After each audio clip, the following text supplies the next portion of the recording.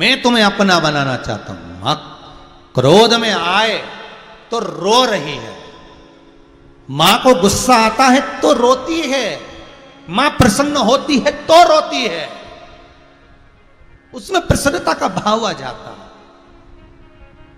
प्रसन्न है तो भी रो रही है और क्रोधित है तो भी रो रही है।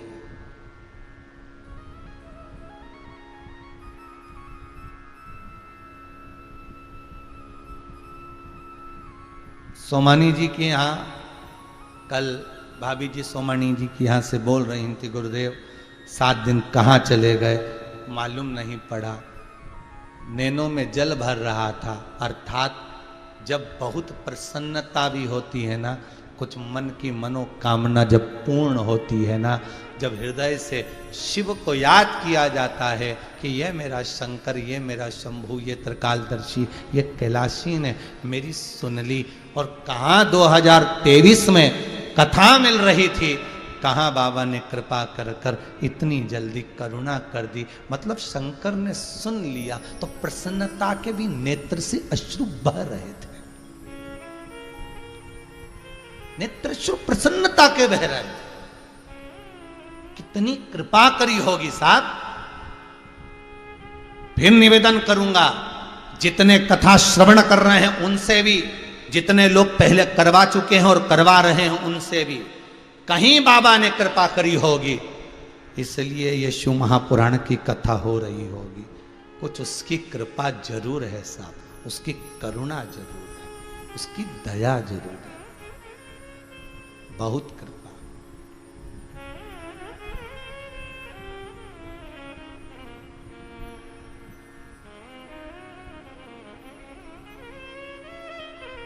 उसकी कृपा बिना कुछ भी नहीं।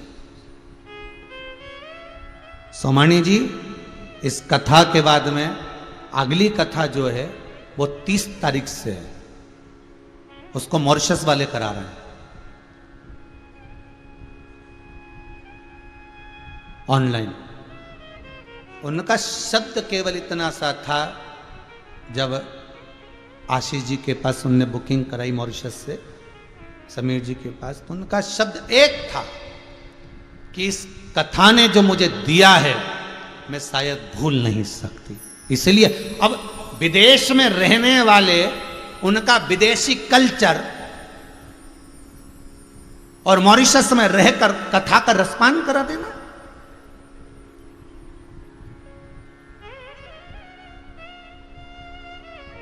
मैं वर्णन, जैसे सोमानी भाभी ने कहा कि मैं बखान नहीं कर सकती कि मुझे शंकर ने क्या दे दिया। शायद ये जिंदगी का सर्वाधिक सुख, आनंद, और मैं बेटे और बहुओं को भी धन्यवाद दूंगा, मैं बेटे और बहुओं को भी धन्यवाद दूंगा कि अगर माँ के हृदय में आया, पिता के हृदय में आया शिव पुराण कराना है, बच्चों ने, बहुओं ने तुरंत कह दिया माँ करा। ये आनंद है साहब, जीवन का ये सुख है। लोग शादी की सालगिरह में, जन्मदिन में अंगूठी, चेन या कड़े बनवा कर देते हैं। मैं ऐसी बहू और बच्चों को भी धन्यवाद देता हूं जो शिव महापुराण की कथा देते हैं, शंकर की कथा सम्मुख में दे देते हैं। ये आनंद का अनुभव है, ये आनंद का तात्विक सुख है। ये सुख नहीं मिल सकता जीवन में साहब, ये सुख का अनुभव बहुत कम हो पाता। हम सत्य कहें ना, धन में जो सुख नहीं वो नाम में सुख है। ऐसा 7 दिन कथा का जो रसतत्व आपने ग्रहण किया है ना, हर पल पल में आपको लगेगा मेरा शंभू बैठा है, मेरा शंकर है, मेरे सामने है, उसका प्रतिबिंब मैं देख रहा हूँ, उसके प्रतिबिंब को मैं देख रही हूँ। वो पंचामृत स्नान में भी सामने विराजा हुआ है, वो कथा के एक एक शब्द में, एक एक अक्षर में छुपा हुआ है। उसको पहचान, उसको जान।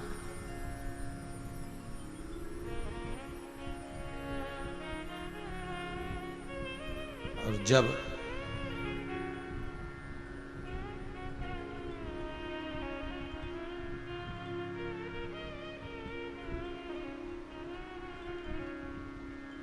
महाराज उसकी शरणागति, अंध का सुर जान नहीं पाया, पहचान नहीं पाया कि मैंने माता को गलत दृष्टि से देख लिया। मां रो रही थी, शिव आ गए। शंकर ने देखा कि ये अंधकासुर पार्वती को अपशब्द कह रहा है, मां को गले लगाना था तो अपशब्द कह रहा है। शिव ने वहीं पर बटुक भैरव को प्रकट कर लिया। काल भैरव प्रकट करा था ब्रह्मा जी का सिर काटने के लिए, बटुक भैरव प्रकट करा था अंधकासुर का सिर काटने के लिए।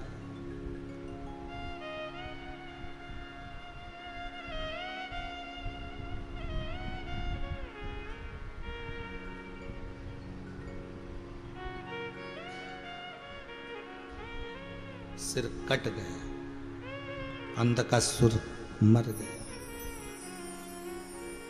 चित्तवृत्ति शिव के चरणों में छोड़ गया।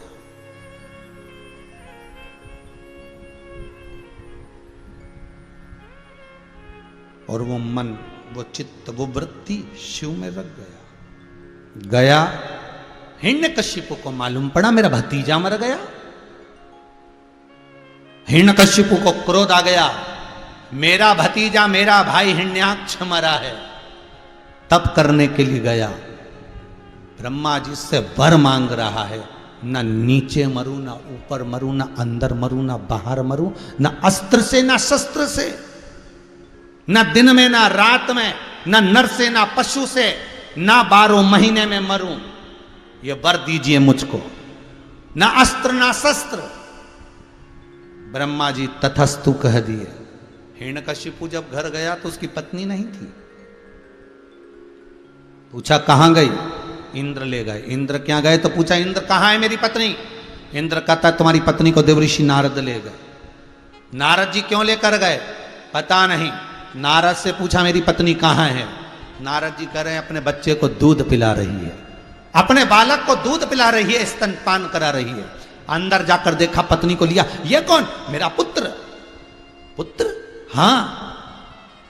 लेकर गए। देवऋषि नारद जब बालक जा रहा था, नारद जी ने कहा इसका नाम प्रहलाद है। तुम्हें याद है? प्रहलाद है इसका नाम। लेकर जा रहे थे। नारद जी मुस्कुरा रहे थे, मैंने आज एक असुर के घर में, मैंने आज जिसके घर में भजन ही नहीं होता उसके घर में भजन को पहुंचा दिया। इसकी प्रसन्नता होना चाहिए। आपको इसकी प्रसन्नता होना चाहिए।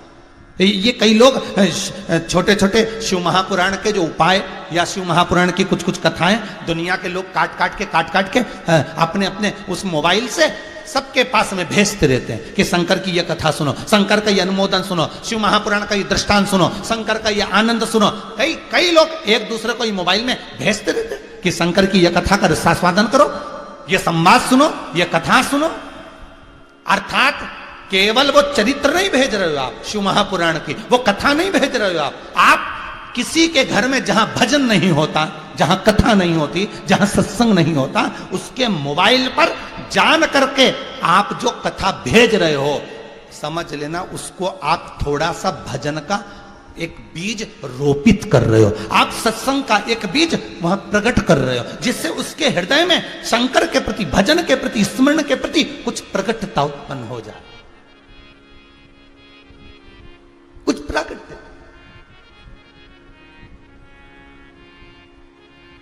सुनो तो मेरा मन कर रहा है, आप थोड़ी देर 5 मिनट कथा सुनोगे।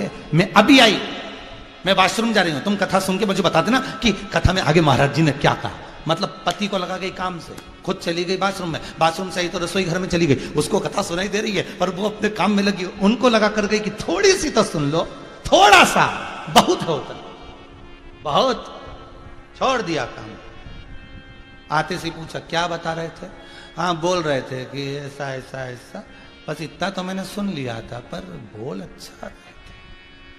पत्नी, रस लग गया, थोड़ा सा रस लगा तो चित्त लगेगा, चित्त लगा तो महादेव मिलेगा जरूर, ये पक्का है। चित्त वृत्ति में रम गया, थोड़ा सा लगा, थोड़ा सा।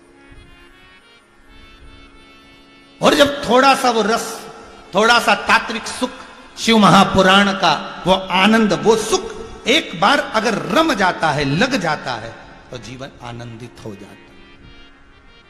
वो मिल गया।